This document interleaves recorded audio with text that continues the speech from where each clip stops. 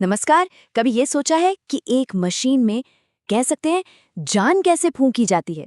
आज हम इसी फैसिनेटिंग दुनिया में उतरने वाले हैं।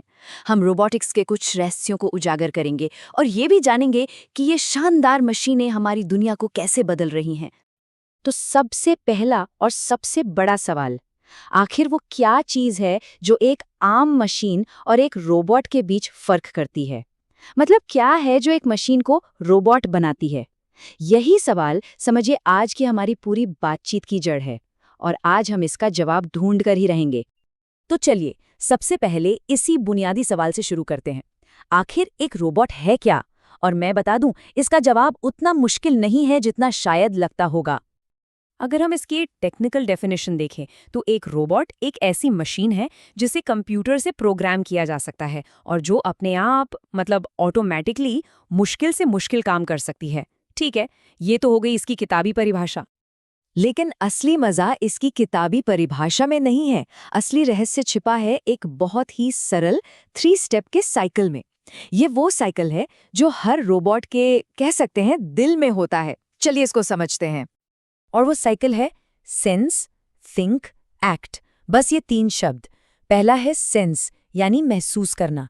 एक रोबोट अपने सेंसर्स जैसे कैमरा या माइक्रोफोन से अपने आसपास की जानकारी इकट्ठा करता है। फिर आता है दूसरा स्टेप, थिंक, यानी सोचना। इसका जो कंप्यूटर दिमाग है वो उस सारे डेटा को प्रोसेस करता है और फैसला लेता है कि अब करना क्या है। और फिर आता है तीसरा और आखिरी स्टेप, एक्ट, यानी काम करना। अपने फैसले के आधार पर वो अपने मोटर्स, हाथ या पहियों का इस्तेमाल करके उस काम को पूरा करता है। सेंस, थिंक, एक्ट, बस इतना ही। इसको ना एक बहुत ही आसान उदाहरण से समझते हैं। एक रोबोटिक वैक्यूम क्लीनर को देखिए। वो अपने सेंसर से फर्नीचर को सेंस करता है, फिर सबसे अच्छे रास्ते के बारे में थिंक करता है और फिर सफाई का एक्ट करता है ना? Sense, think, act. अब दूसरी तरफ एक टोस्टर को देखिए। वो बस एक ही कमांड मानता है, ब्रेड टोस्ट करना। वो अपने आसपास कुछ भी महसूस नहीं करता, न ही कोई फैसला लेता है, बस एक काम करता है। इसीलिए वो रोबोट नहीं है। अच्छा, तो अब ये तो समझ आ गया कि रोबोट क्या होता है। लेकिन ये सिर्फ थ्योरी नहीं है। रोबोट्स असल में हमारी दुनिया को बदल रहे हैं, हमारी फैक्ट्रियों से लेकर मंगल ग्रह तक। इनका सबसे आम इस्तेमाल तो मैन्युफैक्चरिंग में ही देखा जाता है। सोचिए, बड़े बड़े रोबोटिक हाथ जो एकदम प्रिसीजन के साथ कारें और स्मार्टफोन जोड़ते हैं, भारी भरकम धातु के हिस्सों को वेल्ड करते हैं, या फिर बड़े बड़े वेयरहाउसेस में सामान को इतनी तेजी से छांटते और पैक करते हैं कि इंसान सोच भी नहीं सकता। ये वो काम है जो इंसानों के लिए काफी थकाऊ और खतरनाक भी हो सकते हैं। और बात करें हेल्थ केयर की, तो यहाँ तो ये एक क्रांति की तरह है। ये रोबोट्स बहुत मुश्किल ऑपरेशंस में सर्जनों की मदद करते हैं, जिससे गलतियों की गुंजाइश कम हो जाती है। ये मरीजों को बहुत ही सुरक्षित तरीके से उठाने और एक जगह से दूसरी जगह ले जाने में मदद करते हैं। और तो और अस्पतालों में दवाइयाँ पहुंचाने का काम भी करते हैं, जिससे मेडिकल स्टाफ का बोझ काफी कम हो जाता है। और हाँ, रोबोट्स उन जगहों पर भी जाते हैं जहां हम इंसानों का जाना नामुमकिन है। मिसाल के तौर पर परसेवरेंस रोवर को ही ले लीजिए, जो मंगल ग्रह की सतह की खोज कर रहा है। या फिर वो पनडुब्बियां जो गहरे समुद्र में जहाज़ों के मलबे की जांच करती हैं, या ऐसे समुद्री जीवों पर रिसर्च करती हैं जहां कोई इंसान पहुंच ही नहीं सकता। और अब तो ये धीरे धीरे हमारी रोजमर्रा की जिंदगी में भी शामिल हो रहे हैं। वो वैक्यूम क्लीनर जो अपने आप फर्श साफ कर देते हैं, या वो मशीनें जो खुद ब खुद लॉन की घास काट देती हैं, यहाँ तक कि ड्रोन्स जो पैकेज और खाना डिलीवर करते हैं। ये सब अब कोई साइंस फिक्शन नहीं बल्कि हकीकत है।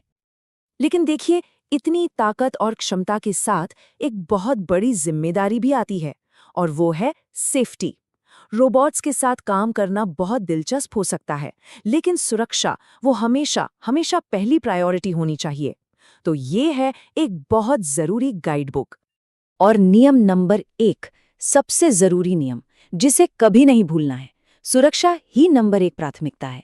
इससे बढ़कर कुछ नहीं। कोई भी रोबोट हो, कोई भी काम हो, सेफ्टी से कोई समझौता नहीं। तो चलिए कुछ बहुत जरूरी नियमों पर नजर डालते हैं। हमेशा रोबोट के वर्क स्पेस की इज्जत करें, मतलब उसके काम करने की जगह से दूर रहें। इमरजेंसी स्टॉप बटन कहाँ है, ये हमेशा पता होना चाहिए। ढीले कपड़े, बाल या गहने पहनने से बचें, क्योंकि ये मशीन में फंस सकते हैं। और हाँ, हमेशा दिए गए निर्देशों का पालन करें और अपने आसपास पूरी तरह से सतर्क और जागरूक रहें। और ये एक बात हमेशा गांठ बांध लेनी चाहिए, हर रोबोट के साथ ऐसा व्यवहार करें जैसे कि वो चालू है और किसी भी पल हिल सकता है। हमेशा ये मानकर चले कि वो ऑन है। यही सोच सबसे बड़ा सुरक्षा कवच है। चलिए, अब तक काफी कुछ सीख लिया है। अब वक्त है इस सारी जानकारी को इस्तेमाल करने का और थोड़ी क्रिएटिविटी दिखाने का। तो चलिए एक रोबोट डिजाइन करते हैं। अब चुनौती शुरू होती है।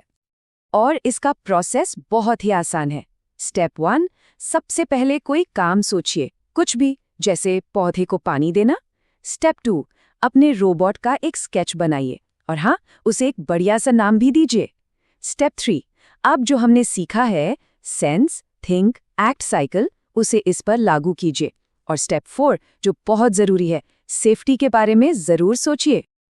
देखिए, यहाँ एक बहुत अच्छा उदाहरण है। इसका नाम है प्लांट बॉट 5000। ये क्या करता है? सबसे पहले ये मिट्टी की नमी को एक सेंसर से सेंस करता है। फिर ये थिंक करता है कि अगर मिट्टी सूखी है तो पौधे को पानी देना है। और फिर ये अपने पहियों और पंप का इस्तेमाल करके पानी देने का काम एक्ट करता है। और सेफ्टी, हिलने से पहले ये एक हल्की सी बीप की आवाज करता है। कितना सिंपल है। और बस इसी के साथ पहला दिन पूरा हुआ। रोबोटिक्स की दुनिया में ये एक जबरदस्त शुरुआत है। तो आज हमने क्या क्या सीखा? पहली बात, रोबोट का असली रहस्य वो 3 शब्दों का साइकिल है, सेंस, थिंक, एक्ट।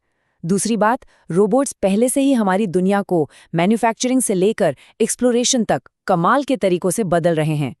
तीसरी और सबसे ज़रूरी बात, सेफ्टी सबसे ज़रूरी नियम है। और आखिर में एक रोबोटिक्स इंजीनियर की तरह सोचना भी शुरू हो गया है। तो अब जब नियम पता है और बेसिक्स भी समझ आ गए हैं, अगला सवाल बस ये है, इस नॉलेज का इस्तेमाल करके कौन सी प्रॉब्लम को सॉल्व किया जाएगा, क्योंकि संभावनाएं वो तो अनंत हैं।